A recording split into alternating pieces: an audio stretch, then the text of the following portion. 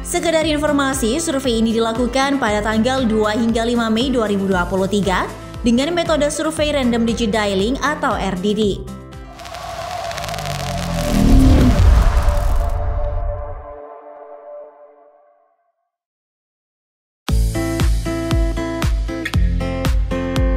Survei terbaru SMRC, Ganjar bersaing ketat head-to-head lawan Prabowo.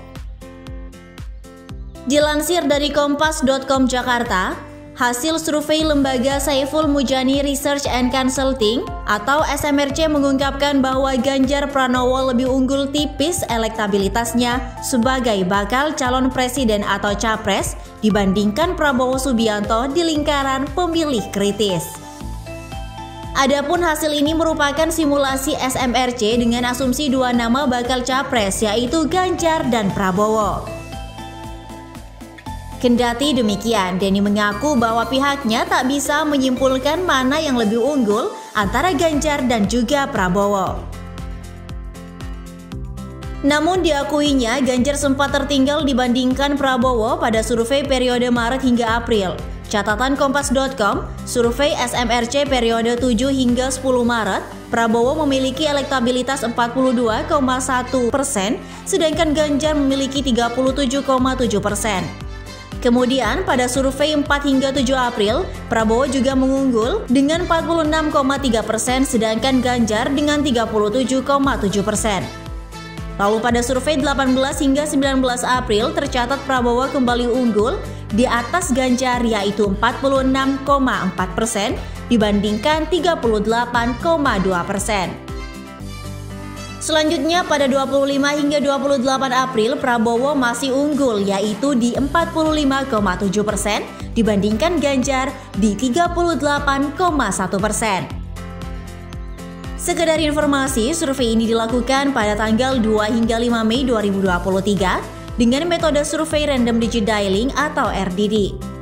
Dengan teknik RDD sampel sebanyak 925 orang dipilih melalui proses pembangkitan nomor telepon secara acak, validasi, dan screening. Adapun margin of error survei diperkirakan sekitar 3,3% pada tingkat kepercayaan 95%. Wawancara dengan responden dilakukan lewat telepon oleh pewawancara yang dilatih. Sementara itu, dilansir dari Detik News Jakarta, elektabilitas Anies stagnan urutan ketiga, PKS ungkit menang Pilkada DKI 2017.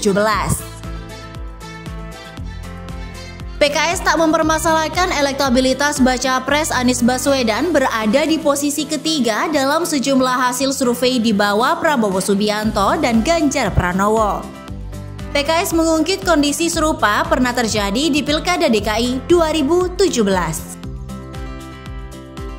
Sekjen PKS, Habib Abu Bakar Al-Habsyi, mengungkit hasil survei Anies menjelang Pilkada DKI Jakarta tahun 2017.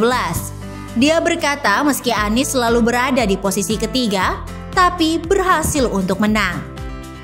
Sebelumnya, Ketua Umum atau Ketum Partai Nasdem Surya Paloh juga turut mengomentari elektabilitas capres usungannya, Anies Baswedan, di sejumlah lembaga survei. Dia tak masalah, elektabilitas Anies cenderung stagnan di urutan ketiga. Paloh menganggap wajar elektabilitas capres terus berubah di berbagai lembaga survei. Pun kata dia tak ada yang bisa memastikan nama capres potensial akan terus berada di posisi puncak. Elektabilitas Anies pun pernah berada di puncak survei walaupun sekarang menurun. Namun Paloh meyakini elektabilitas Anies bisa kembali terkerek sesuai situasi politik ke depan.